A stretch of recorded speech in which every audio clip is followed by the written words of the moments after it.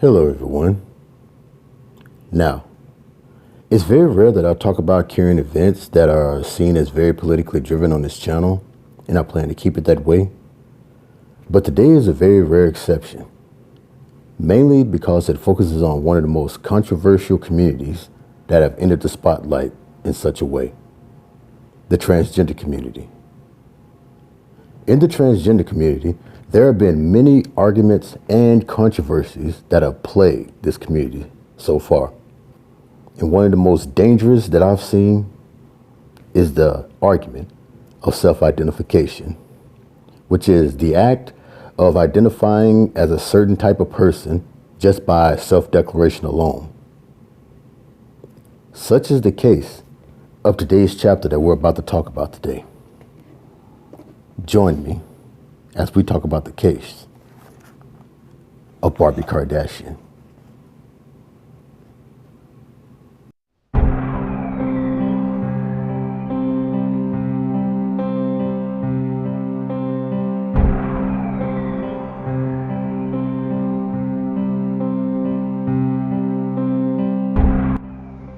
Ireland. The island, located in the northwest part of Europe, which is home to 32 countries and 4.8 million people. Amongst these people is the subject of our story. Meet Barbie Kardashian. Barbie Kardashian is a self-identifying trans person who was born on Christmas Day, December 25th, 2001, as Alejandro Gabriel Gentile. I hope I'm saying that right. According to the sources found, Barbie's childhood was that of extreme depravity and violence, mainly caused by their father. Barbie's upbringing would include tons of neglect and exposure to physical violent displays where their father would constantly abuse their mother.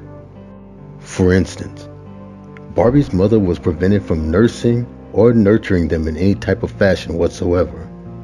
To do so was met with violence to either them or their mother, either physically or mentally.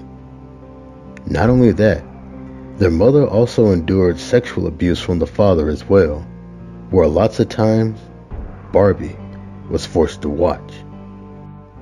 So by the time they were 8 years old, Barbie would eventually join in when it came to being physical and emotionally abusive towards their mother.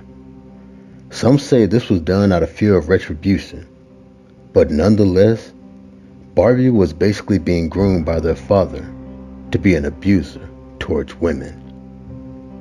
That would be the final straw and the motivation Barbie's mother needed to get away from her abusive husband. With Barbie in tow, around November of 2010, the mother sought shelter at a women's refuge to get away from the abuse. But little did she realize that the abuse that she was running away from was already instilled in Barbie. This was shown around July of 2012 when Barbie, age 10 at the time, would violently assault their mother. This act caused them to be placed in emergency foster care, where within the next 17 months, they would be placed with over 4 different caretakers. However, the placements would not last very long due to Barbie's violent and unstable attitude, which only got worse as they became a teenager. But by this time, now 13 years old, Barbie had been moved to a private residential care home. Institution. But continuing on, things only got worse because Barbie's violence and aggression only escalated. But by this time, they began to reveal a pattern. In 2015, after being in place in another private residential care home, staff started to notice that Barbie's violent attacks were mainly directed at female staff members, not the males. Not only that, but their physical assaults were then seen as somewhat premeditated. By the time this was all figured out, Barbie had yet again been moved to another care home, but this time it was due to a resident of the previous home threatening to kill them.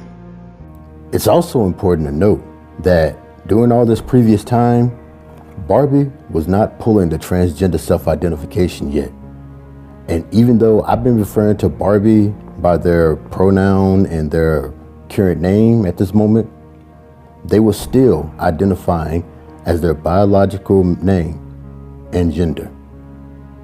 It wouldn't be until their next move where it came into play. For around that time, around December that same year, 2015, Barbie started wearing makeup and demanded to be referred to as a female from that point on. According to some sources, this attitude was said to be displayed because Barbie was sharing a residence with a trans person, or at least somebody who identified as being trans. So around March of 2017, they were sent to the Tavistock Clinic in England, a gender ID clinic in the UK which the Irish healthcare system commonly used with their transgender cases. Barbie was sent there for an assessment where it was said that while on paper, the answers that were checked would basically diagnose them as having gender dysphoria, but their actions and body language made the doctor suspicious into thinking that the answers they had given had been learned and not their genuine feeling. After the assessment, Barbie was not, and I repeat, not diagnosed with having gender dysphoria. Also, keep this in mind for the remainder of the video, that even as to this day, Barbie has not been placed on any hormones or undergone any medical treatments or surgery.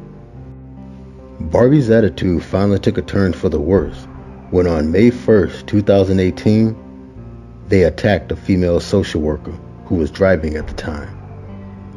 With violent and psychotic rage, Barbie viciously attacked the social worker, with the damage being torn out clumps of hair, bites, and torn eyelids. All during the time, Barbie kept screaming out the threat, "I'm going to kill you." Barbie was arrested and taken to a hospital for treatment and assessment, where it is said that Barbie admitted how they wanted to kill the female staff member, as well as feigned self-harm and suicide for not being referred to as a female. With the evidence lacking of the self-harm and suicide threats, Barbie was not found to be clinically psychotic, but perfectly aware of everything they were doing for manipulating reasons. They were sentenced to 5 months detention in Oberston's children detention camp, but was eventually placed in a special care unit for their homicidal behavior. Though Barbie was placed in this special care unit, according to the law, they were only going to be able to keep them until their 18th birthday, which was the maximum limit they were allowed to. But 8 weeks before their 18th birthday, Barbie spoke to a social worker where they told them that they still had a continued wish to murder and rape females. Though this was presented to the high courts ruled that there was no legal basis to keep Barbie in detention once they reached their 18th birthday.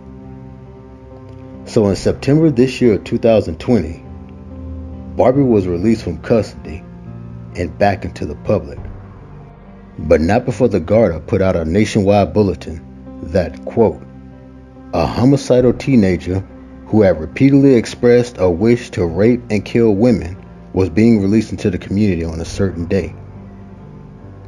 Of course, it didn't take long before Barbie's fantasy would try to be a reality, for on September 24th, this year 2020, they were arrested for making threats against their mother and another person. The reason why cases like Barbie Kardashian angers a lot of people is because of many reasons. 1. Despite the knowledge of their violent and aggressive behavior towards women, Barbie is currently being held in a women's prison where they have access to the very beings they want to, quote, murder and rape. 2. Though they started self-identifying as a woman at the age of 15, they were medically proven not to have gender dysphoria, nor have gone through any treatment or surgeries whatsoever. 3. In Ireland, where Barbie lives, they passed the Gender Recognition Act, which allows people to self-identify by declaration alone, so long as they have proof of address on July 15, 2015.